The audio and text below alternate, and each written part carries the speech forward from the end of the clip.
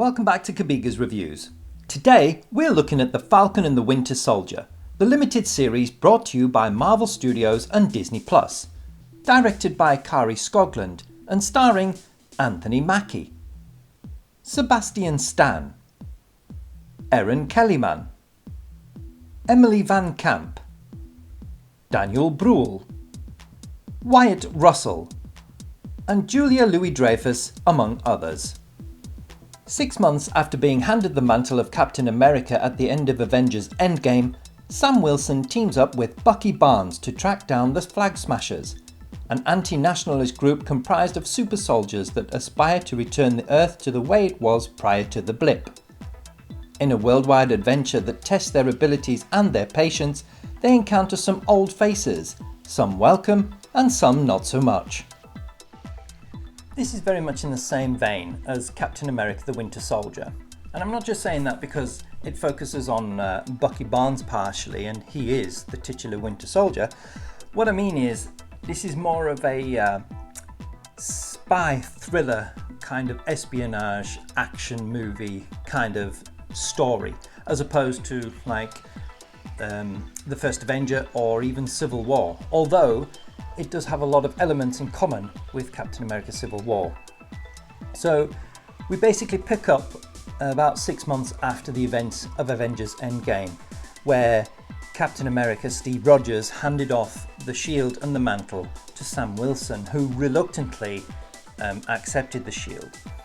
Now we start off where Sam is struggling with the idea of taking on that mantle, which was evident at the end of Endgame, but this goes into it a lot deeper. And he initially rejects the idea, but then eventually, through some introspection and learning and evolving as a character, he eventually accepts the mantle and becomes the new Captain America. Now this show explores some really deep concepts and some really deep ideas and feelings. It looks at racism, it looks at coming to terms with loss and history, and basically dealing with the past and what's gone on before, and also trying to deal with the situation they're now in following the events of the Blip.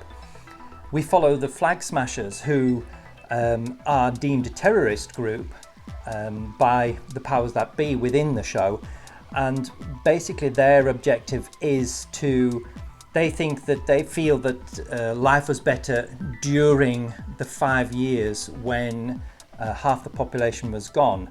And it wasn't that they felt that the people being gone was a good thing, it's just that with half the planet missing, everybody seemed to come together, and borders were somewhat loosened, and people lived as one human race rather than separate countries and separate peoples, and they feel that that's actually a better way to live. They don't want anybody gone, they don't want anybody to be not here. They're happy people are back, but governments are trying to get back to how things were before Thanos' original snap, where countries had borders, people lived where they're supposed to, and that sort of thing. And the Flag Smashers don't want that. They like the fact that we are one world and one people, and that's actually their tagline.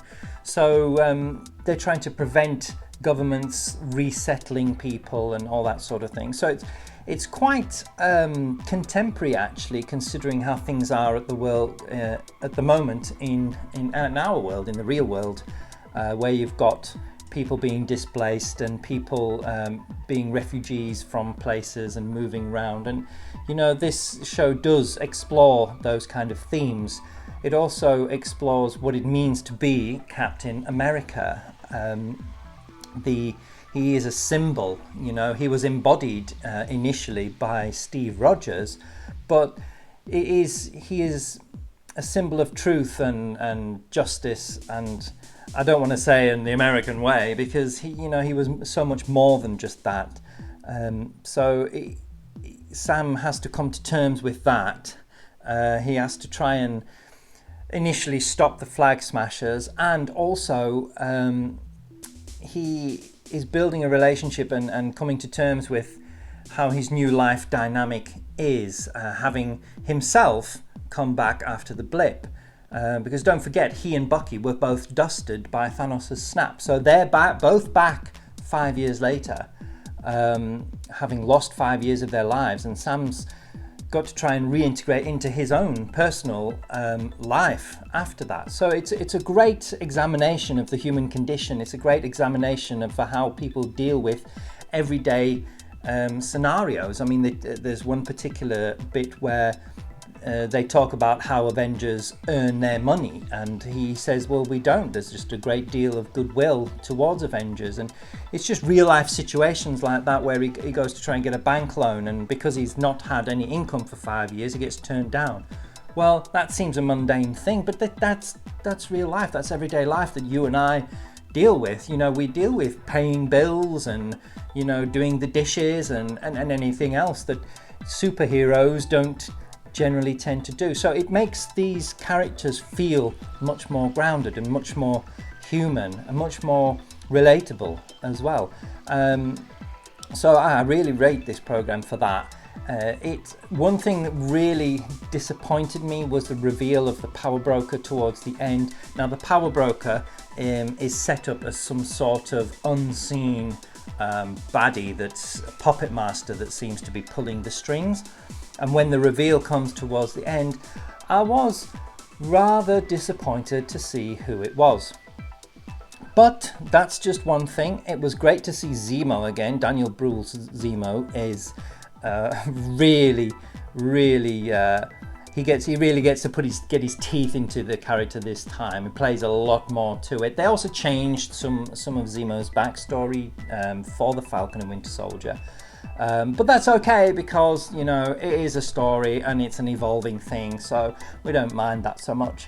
It's a bit of fun and it's just entertainment. And to see Daniel Bruhl Zemo dancing in a nightclub, well, I'm sure you've seen the videos on YouTube. Yeah, it's really great to see.